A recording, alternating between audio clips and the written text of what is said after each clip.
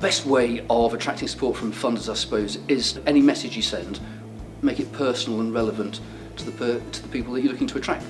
Some people like pictures and stories, other people like hard facts. So I suppose the important thing is to know who you're trying to attract and tailor your message to their preferences.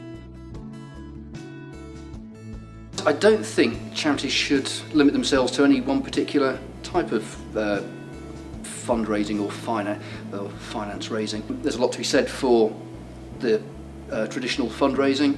There's major donor fundraising, legacy fundraising and donations.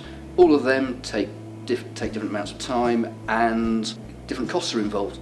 There's also perhaps looking at things like social investment and perhaps more traditional bank style lending.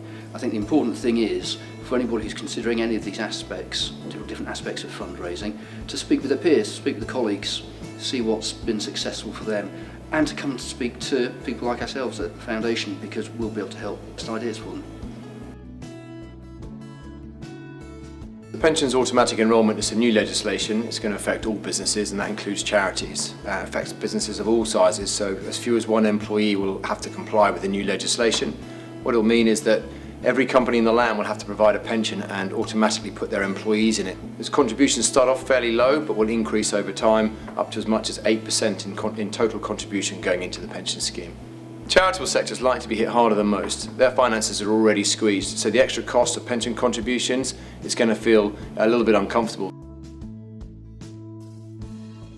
Plan ahead, they'll probably hear that a lot, but it really does make sense. The pension regulator talks about 12 months, so I appreciate that not many businesses have that time, but plan ahead as best they can.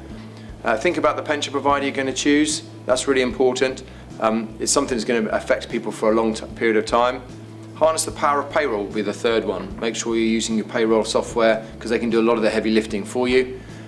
Think about your contribution basis. Are you going to just do the minimums, or are you going to look to maybe enhance your contributions to attract and retain staff?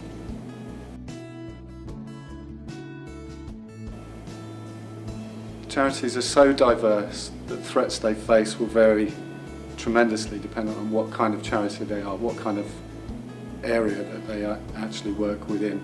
Governance is probably the main risk. That was highlighted by the Charities Commission as still being an area of weakness. More specifically, social media has become a real issue. The immediacy of publicity and the difficulties in managing that. And then social and political change. Establishing a risk culture within the organisation. Risk culture is the empowerment of any individual within the organisation to identify and have the courage to speak up and talk about a risk that they've identified, and then for them to know where to go to actually have that risk treated and managed. It's around having the courage and having the autonomy to actually feel as if risk management is part of your everyday job and your role.